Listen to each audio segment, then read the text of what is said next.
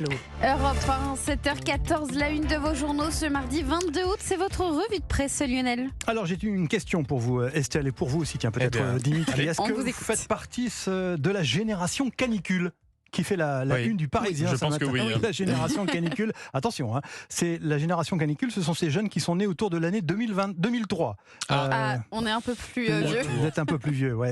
2003, c'est l'année de la grande canicule, et pour lesquels cette génération, eh bien, nous vivons aujourd'hui ces épisodes de canicule sont plus banals qu'exceptionnels. Multiplication des alertes à la chaleur et aux incendies. Je sais qu'on va devoir vivre avec, témoigne un représentant donc de cette jeune génération qui n'a rien connu d'autre, écrit Le Parisien, que des étés chaotiques. Et dans cette atmosphère étouffante, l'humanité s'attarde de son côté sur le sort des salariés en surchauffe, conditions de travail dégradées dans de nombreux secteurs, et la CGT qui exige des évolutions réglementaires. La course mondiale pour la conquête de la Lune, c'est à la une du Figaro ce matin, alors que la mission russe vient d'échouer, mais que l'Inde va tenter un alunissage demain, mercredi, figurez-vous. Et bien c'est en fait entre les USA et la Chine, écrit Le Figaro, que la bataille fait rage pour mettre un pied sur l'astre, la Lune, donc d'ici 2030. Enfin, Libération alerte ce matin sur ce massacre systématique de migrants par l'Arabie Saoudite. Plusieurs centaines d'Éthiopiens arrivés du Yémen auraient été tués en toute impunité par des gardes frontières saoudiens. Cela, c'est un rapport de l'ONG Human Rights Watch qui le décrit. Des meurtres, qui écrit Libération, pourraient constituer un crime contre l'humanité.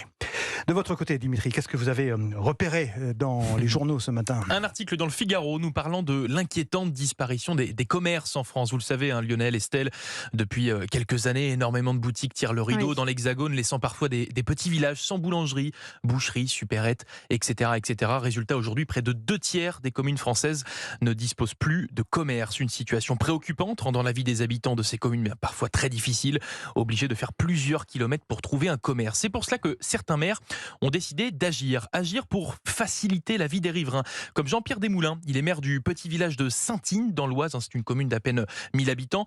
Après la disparition il y a quelques années de la dernière boulangerie et du bureau de poste dans sa commune, eh bien il a décidé d'installer un dépôt de pain et un relais postal dans sa mairie.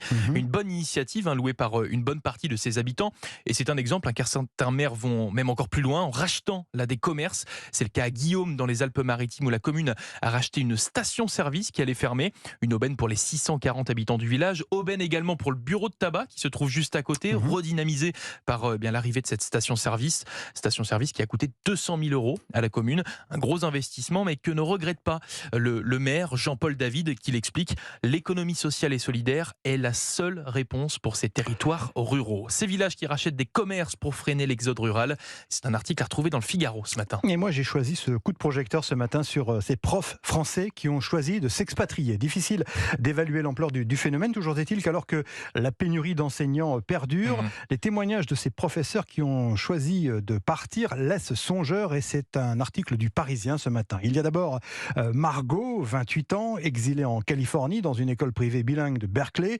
chevelure noire, piercing, sa différence est perçue là-bas comme une force, dit cette jeune femme qui a toujours été admirative de l'esprit de liberté qui règne aux USA. Alexia, elle, s'est exilée au Canada, le Québec où le cadre de travail est centré sur le bien-être des enseignants, dit cette jeune femme qui avait quitté l'enseignement en France à la suite d'un burn-out. Et puis autre témoignage, celui de Marianne. Alors, depuis les Pays-Bas, où elle enseigne à l'école européenne de Bergen, cette quadra raconte qu'elle a triplé son salaire, figurez-vous.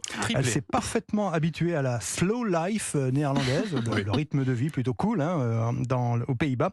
Et elle redoute en fait de devoir un jour rentrer en France, retrouver un système dans lequel beaucoup de ses collègues, dit-elle, veulent démissionner quand d'autres sont en dépression. Il faut rappeler que 3100 postes d'enseignants n'ont pas été pourvus cette année au concours du ministère de l'Éducation nationale. Ces profs français qui ont choisi de s'expatrier, à lire ce matin dans Le Parisien.